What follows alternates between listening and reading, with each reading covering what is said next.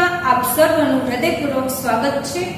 તો આજે આપણે પાઠ 6 દહન અને જ્યોતની અંદર આગનું નિયંત્રણ કઈ રીતે કરી શકાય તેના વિશેનો અભ્યાસ કરવાના છીએ, જે આપણા રોજિંદા જીવનમાં રેગ્યુલર રૂટીનમાં પણ આપણા માટે ખૂબ ઉપયોગી એવી બાબત છે। તો આજનો આપણો જે ટોપિક છે તે રેગ્યુલર જીવન માટે પણ ખૂબ ઉપયોગી છે। તો તેને અભ્યાસક્રમના દ્રષ્ટિએ તો ભણવાનો છે, સાથે સાથે જીવનમાં ઉપયોગમાં બની શકે તે માટે પણ આપણે યાદ રાખવાનું છે। તો જોઈએ આગને કઈ રીતે નિયંત્રણમાં કરી શકાય। તો આગ નિયંત્રણ કરવા માટે ફર્સ્ટ તો હવાનો પુરવઠો બંધ કરવાનો છે। કેમ? હવાનો પુરવઠો બંધ કરવાથી શું થાય? તો આપણને ખબર છે કે આગ ત્યારે જ લાગતી હોય જ્યારે તેની પાસે હવા હોય, ઓક્સિજન હોય। હવે હવા જ નથી તો તેનું દહન થશે ને। આપણે મીણબત્તીના પ્રયોગમાં જોયું હતું, તો જ્યારે પણ આગ લાગે તો શક્ય હોય તો હવાનો પુરવઠો શું કરી દેવાનો છે? બંધ કરવાનો છે। પહેલું કે હવાનો પુરવઠો બંધ કરવો જોઈએ। બીજું, બળતણનું તાપમાન તેના જ્વલન બિંદુ કરતા નીચે લાવવું જોઈએ। જે કંઈ પણ વસ્તુ દહન પામે છે, સળગી રહી છે, તે પદાર્થને નું જે તાપમાન છે નીચું લાવવું જોઈએ, જેથી તેનું જ્વલન બિંદુ શું થઈ જાય? ઓછું થઈ જાય। આથી તે સળગતો અથવા તો દહન પામતો બંધ થઈ જાય પદાર્થ। તો બીજો પોઈન્ટ છે કે કોઈ પણ પદાર્થ અથવા તો જે બળતણ છે તેનું તાપમાન તેના જ્વલન બિંદુ કરતા નીચું લાવવું જોઈએ। તો આ લાવવા માટે આપણે ઘણા બધા પ્રયોગ કરી શકીએ છીએ। પાણીની મદદથી, રેતીની મદદથી, CO2 ના મદદથી, કાર્બન ડાયોક્સાઇડનો પણ ઉપયોગ કરી શકીએ। તે આપણે પછીના ટોપિકમાં ભણીશું, મતલબ તો પછીનો પોઈન્ટ। તો બીજો પોઈન્ટ એ થશે કે બળતણનું તાપમાન તેના જ્વલન બિંદુ કરતા કેવું લાવવું જોઈએ? નીચું લાવવું જોઈએ। અને ત્રીજું, બળતણને દૂર કરવું જોઈએ। આગ લાગી હોય ઘરની અંદર, બાય ચાન્સ કોઈ લાકડાથી આગ લાગી છે તો એ લાકડાને દૂર કરી દેવું જોઈએ। તો મોસ્ટ ઓફ જે મોટી આગ લાગે છે તેની અંદર આપણે બળતણને દૂર કરી શકતા નથી, કારણ કે તે વિદ્યુતથી લાગેલી હોય છે, પેટ્રોલના કારણથી લાગેલી હોય છે। ફોર એક્ઝામ્પલ, તમને તક્ષશિલાનો કાંડ યાદ હશે। આ તક્ષશિલા કાંડની અંદર આપણે વરાછામાં જે આગ લાગેલી હતી, હવે તેની અંદર તમે બળતણને દૂર કરવા જાઓ, બળતણ તરીકે તો વિદ્યુત બધી લાઈન હતી, ઇલેક્ટ્રિક લાઈન, ઇલેક્ટ્રિક લાઈનને તમે દૂર કરી શકવાના નથી। તો મોટાભાગના કિસ્સાની અંદર આ બળતણને દૂર કરી શકાતું નથી, પણ જો શક્ય હોય તો કરવાનું। ઓકે, એટલે જો તમને 2 માર્ક્સમાં પૂછાય કે આગને નિયંત્રિત કરવા માટે કઈ કઈ કાળજી લેવી જોઈએ, તો 3 મુદ્દા તમે લખી શકો છો। પહેલું, ફર્સ્ટ કે હવાનો પુરવઠો બંધ કરવો જોઈએ। બીજું કે બળતણનું તાપમાન છે તેના જ્વલન બિંદુ કરતા નીચું કરી દેવું જોઈએ, ઓછું કરી દેવું જોઈએ, જેનાથી દહન થતું અટકી જાય। અને ત્રીજું, બળતણને શું કરવું જોઈએ? દૂર કરવું જોઈએ। મોટા ભાગના કિસ્સાની અંદર બળતણને દૂર કરવું અસંભવ હોય છે, અશક્ય હોય છે। હવે જો બળતણનું તાપમાન અને નીચું લાવવા, તેના જ્વલન બિંદુને ઓછું કરવા કયા કયા પ્રયત્ન કરી શકાય? એક તો પાણીનો ઉપયોગ કરવો જોઈએ। પાણી છે સર્વસામાન્ય અગ્નિશામક છે। ઓકે, બધી જગ્યાએ મોસ્ટ ઓફ આપણે સામાન્ય રીતે તો પાણીનો ઉપયોગ કરતા હોઈએ છીએ। આગ લાગે, રસોડામાં આગ લાગી હોય, કોઈ કાગળ સળગી જતું હોય, એવું બધું હોય, નાની નાની જ્યારે આગ લાગી હોય ત્યારે આપણે મોટે ભાગે પાણીનો ઉપયોગ કરતા હોઈએ છીએ। એટલે કે સર્વસામાન્ય તરીકે આપણે પહેલા તો પાણીનો શક્ય હોય તો ઉપયોગ કરવો જોઈએ આગને ઓલવવા માટે। પણ જો પાણીથી, ઘણી વખત તમને એક મુદ્દો આપેલો છે કે વિદ્યુતના સાધન હોય કે પેટ્રોલ પંપમાં પેટ્રોલ દ્વારા આગ લાગેલી હોય ત્યારે પાણીનો ઉપયોગ કરવો જોઈએ નહીં। પાણી કામ શું કરે છે? તો પાણી છે તે ખાસ જ્વલનશીલ પદાર્થને ઠંડો પાડી તેનું તાપમાન છે જ્વલન બિંદુ કરતા કેવું કરી દે છે? નીચું લાવી દે છે। અને કોઈ પણ પદાર્થનું તાપમાન જ્યારે તેના જ્વલન બિંદુ કરતા નીચું આવી જતું હોય છે ત્યારે તે પદાર્થ બુઝાઈ જાય છે અથવા તો તેનું દહન થઈ શકતું નથી। દહન ત્યારે જ થતું હોય છે જ્યારે તેનું તાપમાન જ્વલન બિંદુ કરતા કેવું હોય છે? ઊંચું હોય છે। મતલબ કે પાણીની મદદથી આપણે શું કરવાનું છે? પદાર્થનું તાપમાન ઘટાડવાનું છે, તેનું તાપમાન જ્વલન બિંદુ કરતા નીચું લાવવાનું છે। એટલે પદાર્થ ઓટોમેટિક આગ લાગતું હોય તો તે બુઝાઈ જશે। ઓકે, પણ વિદ્યુતના સાધન કે પેટ્રોલ પંપમાં પાણીનો ઉપયોગ નથી કરવાનો। શા માટે? પેલું તો જો વિદ્યુતના સાધનમાં તમે પાણીનો ઉપયોગ કરશો તો તમને ખબર છે કે પાણી છે વિદ્યુતનું સુવાહક છે। આપણે જે કંઈ પણ પાણીનો ઉપયોગ કરશું એ એકદમ 100% ક્યારે શુદ્ધ હશે ને? શુદ્ધ પાણીનું જે વિદ્યુત છે તે વિદ્યુતનું અવાહક છે। પણ આપણને ખબર છે કે હવામાંથી જ્યારે પાણી છોડો એટલે થોડીક તેમાં ઇમ્પ્યુરિટી, અશુદ્ધિ ભેગી થઈ જ છે। એટલે પાણી છે કેવું થઈ જશે? વિદ્યુતનું સુવાહક બની જશે। એટલે પાણી છે તે વિદ્યુતનું સુવાહક છે। આથી જો જ્યારે કોઈ ઇલેક્ટ્રિક આગ લાગેલી હોય, વિદ્યુતથી કોઈ આગ લાગેલી હોય ત્યારે ક્યારે પણ પાણીનો ઉપયોગ કરવો જોઈએ નહીં। જો એ સમયે પાણીનો ઉપયોગ કરશો તો આગ ઓલવવાને બદલે વધુ નુકસાન થઈ શકે છે. આથી વિદ્યુતના સાધનો, વિદ્યુતના ઉપકરણોમાં આગ લાગે ત્યારે પાણીનો ઉપયોગ કરવો જોઈએ નહીં. બીજું કે પેટ્રોલમાં આગ લાગે ત્યારે, પેટ્રોલથી આગ લાગે છે ત્યારે પણ પાણીનો ઉપયોગ નથી થતો. શા માટે? આની પહેલા પણ એક વખત મેં સમજાવેલું હતું કે કેરોસીન, પેટ્રોલ અથવા તો ઓઇલ, કોઈ પણ તેલની અંદર જ્યારે આગ લાગે છે ત્યારે જો તમે પાણી નાખો તો આ દરેક વસ્તુ છે પાણી કરતા હલકી છે, એટલે પાણીની સપાટી ઉપર આવી જશે, પાણીની ઉપર આવશે તો વધુ આગ લાગવાની સંભાવના રહેશે. એટલા માટે પેટ્રોલમાં પણ ક્યારે પાણીનો ઉપયોગ કરવો જોઈએ નહીં. તો આ ઉપકરણમાં મોટાભાગે વિદ્યુત અને પેટ્રોલની અંદર જ ભયાનક આગ લાગતી હોય છે. તો આ આગને નિયંત્રણમાં લાવવા માટે, આ આગને ઓલવવા માટે શેનો ઉપયોગ કરવો જોઈએ? તો કે CO2 નો, કાર્બન ડાયોક્સાઇડ નો. કાર્બન ડાયોક્સાઇડ સૌથી શ્રેષ્ઠ અગ્નિશામક છે. કાર્બન ડાયોક્સાઇડ શા માટે ઉપયોગી બને છે? તો કાર્બન ડાયોક્સાઇડ છે ને તે ભારે વાયુ છે. ભારે વાયુ હોવાને કારણે તે શું કરે છે? તે પોતે જે કોઈ પણ વર્તન છે અથવા તો જે આગ લાગેલી છે તેની ફરતે તે ધાબળાની જેમ આવરણ બની જાય છે. આથી તે આગ છે તે આગને શું કરી શકે છે? નિયંત્રણમાં લાવી શકે છે. તે પોતે કોઈ પણ જે આગ લાગેલી વસ્તુ છે, વિદ્યુત હોય કે પેટ્રોલની આગ હોય, તેની ફરતે બાજુથી ધાબળાની જેમ લપેટાઈ જાય છે કાર્બન ડાયોક્સાઇડ વાયુ. આથી જે બળતણ છે તેને ઓક્સિજનનો પુરવઠો પ્રાપ્ત થતો નથી. અને આપણને ખબર છે કે જ્યાં સુધી ઓક્સિજન પ્રાપ્ત નહીં થાય ત્યાં સુધી ત્યાં આગ નહીં લાગે, હવા નહીં મળે ત્યાં સુધી તે પદાર્થને આગ લાગશે નહીં. આથી આ રીતે CO2 ની મદદથી પણ તમે આગને શું કરી શકો છો? ઓલવી શકો છો. અને CO2 નો ઉપયોગ પણ એકદમ ઈઝીલી તમે કરી શકો છો. તમે જોયું હશે ઘણી વખત પેટ્રોલ પંપમાં એમાં આગ લાગે ત્યારે ફુવારો મારતા હોય છે, તે કાર્બન ડાયોક્સાઇડ વાયુનો જ મારતા હોય છે, કારણ કે તે શ્રેષ્ઠ એવું શું છે? અગ્નિશામક છે. આ સિવાય રેતીનો પણ તમે ઉપયોગ કરી શકો છો.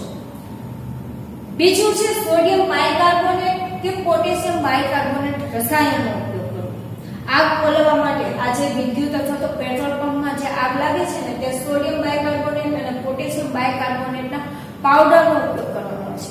આ પાવડરનો ઉપયોગ કરવાથી પણ ઘટના આ જ બને છે કે આ જે રસાયણ છે એને થોડું પણ તાપમાન પ્રાપ્ત થાય એટલે તરત જ તેમાંથી CO2 વાયુ મુક્ત કરે છે. ઓકે, તો સોડિયમ બાયકાર્બોનેટ અને પોટેશિયમ બાયકાર્બોનેટ જેવા રસાયણનો ઉપયોગ કરવામાં આવે છે, કારણ કે આ જે રસાયણો છે તેને ઓછી માત્રામાં પણ તાપમાન પ્રાપ્ત થતા, થોડું પણ તાપમાન પ્રાપ્ત થાય એટલે પોતાનામાંથી શું કરે છે? CO2 વાયુ મુક્ત કરે છે. અને આ CO2 વાયુ છે જે અગ્નિને ઓલવવામાં ખૂબ જ સહાયરૂપ બને છે, કારણ કે તે તો પોતે શું બની જાય છે? રક્ષણ બની જાય છે. જે કે પણ બળતણ છે એની આજુબાજુ તે લપેટાઈ જાય છે. તે પોતે ભારે વાયુ છે તે ધાબળાની જેમ એક આવરણ બનાવી દે છે, જેથી બળતણને પછી ઓક્સિજન પ્રાપ્ત થતો નથી. આથી તે બળતણનું દહન છે તે અટકી જાય છે, તે આગ છે તે ઓલવાઈ જાય છે. તો આ રીતે આપણે આગનું નિયંત્રણ કરી શકીએ છીએ. ખાસ યાદ રાખજો કઈ વસ્તુ? એક તો હવાનો પુરવઠો બંધ કરો, આની અંદર હવાનો જ પુરવઠો બંધ થાય છે, ફરતી બાજુ કાર્બન ડાયોક્સાઇડનું આવરણ થઈ જાય છે, એટલે હવા આવી શકતી નથી, મતલબ કે ઓક્સિજન મુક્ત હવા આવતી નથી. તો પહેલું તો હવાનો પુરવઠો બંધ કરવો. બીજું કે બળતણનું તાપમાન તેના જ્વલન બિંદુ કરતા કેવું કરી દેવું જોઈએ? નીચું. જ્વલન બિંદુ સુધી તાપમાન હોય તો તે પદાર્થ સળગતો હોય છે. જ્વલન બિંદુ કરતા તાપમાન ઓછું કરી દેવામાં આવે છે તો તે પદાર્થ સળગતો બંધ થઈ જાય છે, તે પદાર્થ ઓલવાઈ જતો હોય છે. બીજું કે બળતણને દૂર કરી દે. જે સળગતી વસ્તુ હોય એને દૂર કરવાની, પણ એ મોટા ભાગે દૂર કરવી કેવી હોય છે? અશક્ય હોય છે. એના પછી પાણીનો ઉપયોગ કરવો. પાણી તે સર્વસામાન્ય અગ્નિશામક છે, સર્વશ્રેષ્ઠ કાર્બન ડાયોક્સાઇડ છે. ઓકે, તો તે શું કરે છે? તો તે જ્વલનશીલ પદાર્થને ઠંડો પાડી તેનું તાપમાન છે તે તેના જ્વલન બિંદુ કરતા કેવું કરી દે છે? નીચું લાવી દે છે. આથી તે પદાર્થનું દહન થતું બંધ થઈ જાય છે. બીજું કે વિદ્યુતના સાધન કે પેટ્રોલ પંપની અંદર પાણીનો ઉપયોગ કરવો જોઈએ નહીં. શા માટે ન કરવો જોઈએ તેનું કારણ મેં તમને કહી દીધું કે વિદ્યુતની અંદર પાણી છે તે વિદ્યુત સુવાહક તરીકેનું કાર્ય કરે છે. આથી તે વિદ્યુતની અંદર આગ ઓલવવાનું કામ નહીં કરે, પરંતુ બીજું વધારે આગ લાગશે અથવા તો વધારે બીજું નુકસાન પહોંચશે, તો તેનો ઉપયોગ કરવો જોઈએ નહીં. તો તે જગ્યાએ વિદ્યુત અને પેટ્રોલ પંપની અંદર કાર્બન ડાયોક્સાઇડનો ઉપયોગ કરવો જોઈએ. કાર્બન ડાયોક્સાઇડ વાયુને છંટકાવ કરવો જોઈએ. અને કાર્બન ડાયોક્સાઇડ વાયુનો સંગ્રહ કરવો પણ ઈઝી છે. તમે અત્યારે જે ફાયર સેફ્ટી માટેના તમે બોટલો જોવો છો એની અંદર કાર્બન ડાયોક્સાઇડ વાયુ જ ભરવામાં આવેલું છે. આ કાર્બન ડાયોક્સાઇડ વાયુને પ્રેશરથી ભરવામાં આવે ને એટલે એ પ્રવાહીમાં ફેરવાઈ જતું હોય છે, અને જ્યારે તેને પ્રેશરયુક્ત બહાર કાઢે ત્યારે તે ફરીથી વાયુ રૂપમાં કન્વર્ટ થઈ જાય, વાયુ રૂપમાં ફેરવાઈ જાય, એટલે તે ઝડપથી ફેલાઈ પણ શકે છે. આપણને ખબર છે પ્રવાહી કરતા વાયુ શું થાય છે, ઝડપથી ફેલાઈ શકે છે. આથી અને તેનો સંગ્રહ કરવો હોય તો તમે ઓછી જગ્યામાં વધુ સંગ્રહ કરી શકો તો એ પ્રવાહીમાં રૂપાંતર કરવું પડે.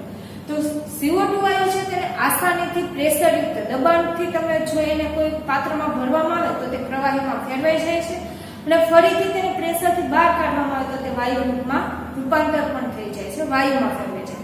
આથી CO2 નો સંગ્રહ કરવો પણ કેવો છે, એકદમ સિમ્પલ છે, આસાન છે, તેનાથી બીજું કોઈ નુકસાન પણ થતું નથી. આથી વિદ્યુત અને પેટ્રોલ પંપની અંદર આગને ઓલવવા માટે કાર્બન ડાયોક્સાઇડનો ઉપયોગ કરવામાં આવે છે. બીજું, આ સિવાય જો તૈયાર તમારી પાસે કાર્બન ડાયોક્સાઇડ વાયુ નથી, CO2 વાયુ નથી, ફાયર સેફટી માટેની કોઈ બોટલ નથી, તો એની જગ્યાએ તમારે સોડિયમ બાયકાર્બોનેટ અથવા તો પોટેશિયમ બાયકાર્બોનેટ જેવા રસાયણોનો ઉપયોગ કરવો જોઈએ. આ પાવડરનો ઉપયોગ કરવો જોઈએ, આ પાવડરનો છંટકાવ કરવો જોઈએ.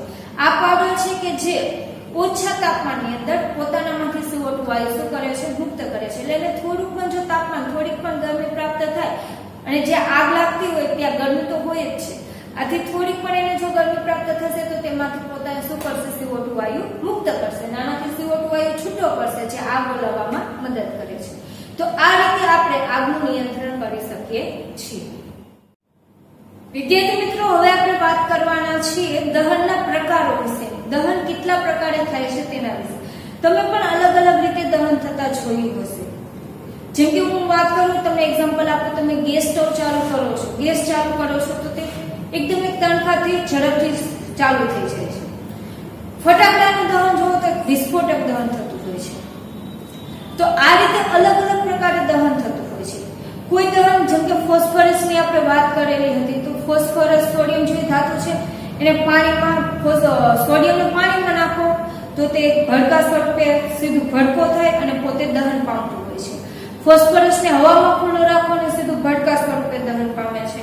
તો આ રીતે અલગ અલગ દહન થાય છે. તમે ગેસને ચાલુ કરો તો તરત જ ધડાકો કે ભડકો થતો નથી, તે સીધું એનું નોર્મલી દહન થવા લાગે છે. તો આ રીતે અલગ અલગ પ્રકારે દહન થતું હોય છે. તો દહનના 3 પ્રકાર છે. તમને એક્ઝામમાં ઘણી વખત પૂછાતું હોય છે કે દહન એટલે શું અને દહનના પ્રકારો જણાવો. તો તે તમારે દહનની વ્યાખ્યા લખવાની છે. યાદ છે ને દહનની વ્યાખ્યા શું હતી? કે જે રાસાયણિક પ્રક્રિયામાં પદાર્થ ઓક્સિજન સાથે પ્રક્રિયા કરી ઉષ્મા અને પ્રકાશ ઉત્પન્ન કરતું હોય તો તે પ્રક્રિયાને કહેવામાં આવે છે દહન. અને આ દહનના મુખ્ય કેટલા પ્રકારો છે? 3. ઓકે, દહનના પ્રકાર કેટલા છે? 3.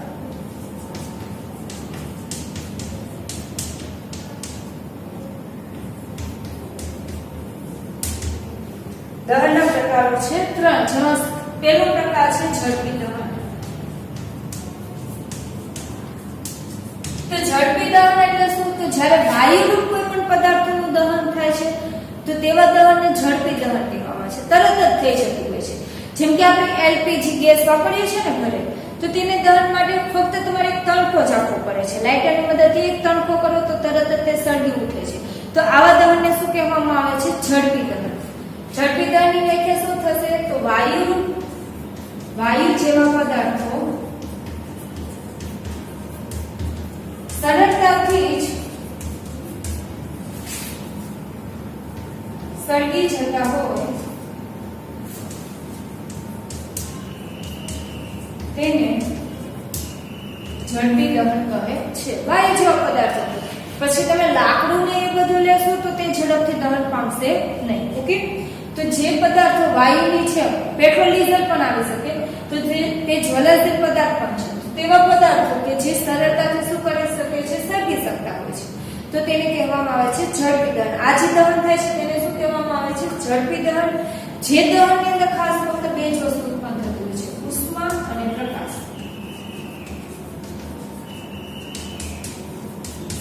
તે ગરમી અને પ્રકાશ 2 જ વસ્તુ આપે છે. તેમાં કોઈ ધ્વનિ, અવાજ થતો નથી. તમે ગેસ ચાલુ કરો ભમ તો કોઈ અવાજ થતો નથી. ફક્ત ખાલી તમને ઉષ્મા અને શું કરે છે? તે પ્રકાશ આપે છે. અને તે ઝડપથી શું પામે છે? દહન થાય છે. એટલે તેને ઝડપી દહન કહે છે. બીજું છે પ્રકાર સ્વયંસ્ફુરિત દહન. સ્વયંસ્ફુરિત દહન. નામ આધારે તમને ખબર પડી જતી હશે. સ્વયંસ્ફુરિત, સ્વયં એટલે જાતે જ, સ્ફુરિત એટલે પ્રેરિત થઈ જાય છે, જાતે જ પોતે સળગી જાય છે. તેવા દહનને શું કહેવામાં આવે છે? સ્વયંસ્ફુરિત દહન. વ્યાખ્યા આ ટાઈપની થશે કે જે દહનની અંદર પદાર્થ દેખીતા કોઈ કારણ વગર જ, કોઈ જાણીતા કારણ વગર જ અચાનક ભડકા સ્વરૂપે દહન પામતું હોય તો તેને કહેવામાં આવે છે સ્વયંસ્ફુરિત દહન. ઓકે, વ્યાખ્યા શું થશે? જે દહનમાં પદાર્થ કોઈ દેખીતા કારણ વગર જ ભડકા રૂપે દહન પામે તો તેને સ્વયંસ્ફુરિત દહન કહે છે. આ ભડકા સ્વરૂપે હોય છે, તેમાં પ્રકાશના ઉષ્મા જ ઉત્પન્ન થતી હોય છે, તેમાં ખાસ અવાજ કે એવું કઈ આવતું નથી. ઓકે, તો સ્વયંસ્ફુરિત દહન એટલે શું કે જે દહનનો પદાર્થ કોઈ દેખીતા આપણને ખબર નહીં હોય કે શું થયું, આપણે કે કર્યું નથી અને શું થયું તો તરત જ ભડકો થઈ ગયો. ઓકે, તો એ ટાઈપનું દહન, તો એવા દહનને કહેવામાં આવે છે સ્વયંસ્ફુરિત દહન કે જે દહનનો પદાર્થ કોઈ દેખીતા કારણ વગર જ ભડકા સ્વરૂપે શું કરતું હોય છે, દહન પામી જતું હોય, સળગી જતું હોય તો તેને કહેવામાં આવે છે સ્વયંસ્ફુરિત દહન. અને ત્રીજો પ્રકાર છે વિસ્ફોટક દહન.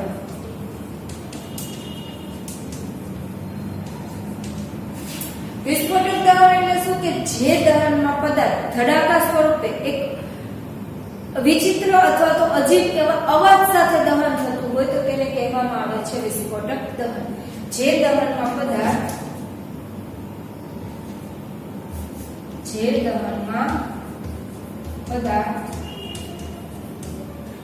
અવાજ સાથે